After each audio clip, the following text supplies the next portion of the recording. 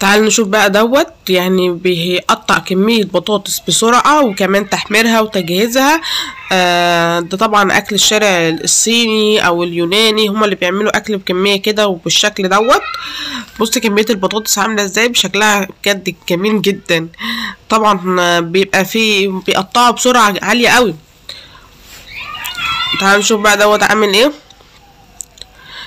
دوت رصف الشوارع، او ان هو بيبيض الشوارع او العلامات الموجودة على الشارع برضو بمكنة، والمكنة بتمشي على نفس الخط، يعني ولا تروح كده ولا تروح كده هوت، وبسرعة كمان. وهو بينظم كل متر ولا اي حاجة بيحط العلامة بتاعته ديت. بس المكنة نفسها يعني اختراع حلو جدا.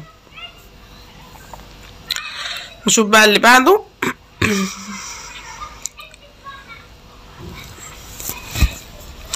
دول عمال بيشتغلوا بطريقة منظمة جدا، بيساعدوا بعض، وفي نفس الوقت يعني بيكون عندهم لياقة بدنية من كتر ان هما متعودين على الشغل دوت.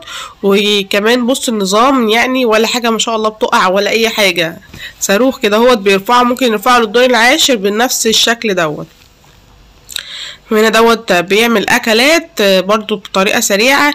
السرعه دي بتيجي منين يا جماعه؟ من كتر ان هو الواحد بيقعد يشتغل كتير، فهو متعود ان هو يعمل كده كل يوم، فبيلاقي نفسه يعني سريع لوحده كده هوت مع الاستمرار والممارسه والتجربه، فبيتعود على كده. ده بيجهز الحاجات بسرعة جدا، خصوصا مطاعم الشارع او اكل الشارع. ده بيعمل فطاير كده هوت، حاجة حلوة بطريقة سريعة، بيعمل بقى حركات حلوة كده هوت. وده بيلزق لنا الطوب كده هوت، بيلزق الطوب او بيلزق الفرش في الارض، يعني ده بيدبسه. دبس يا عم، دبس. ده عمال يدبس، وفي الاخر يبقى شكله. ورينا شكله في الاخر.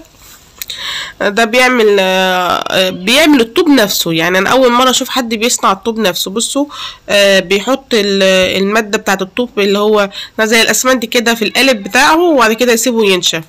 يعني طريقه بصراحه يعني سهله، بس انا اول مره اشوفها طريقه صناعه الطوب.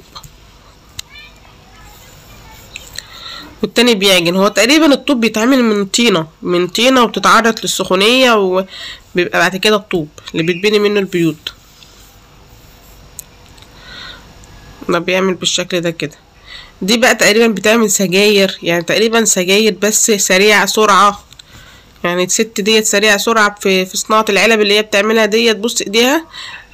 وكمان هي بتستخدم مادة عشان تلزق العلب ديت، فبجد سريعة قوي. بتقعد تعملها كده، قدامها مادة وقدامها العلب، مش عارفة بتحط فيها ايه.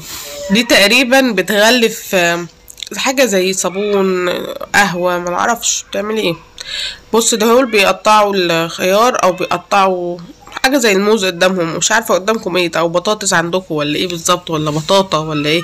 بيقطعوها بسرعة عالية جدا، بس تقريبا بطاطس لبطاطا. بصوا بيقطعوها على التحمير على طول. دي تقريبا بطاطس، بس شكل البطاطساية طويلة كده، هو شكلها غريب، عاملة زي الموزة. دول بيقطعوا بطاطس. دول بيحطوا طبعا نفس الورق اللي هو عامل زي ورق الجرنان دوت، ولا ورق بيعملوا بالشوارع، بيعملوا بالشارع.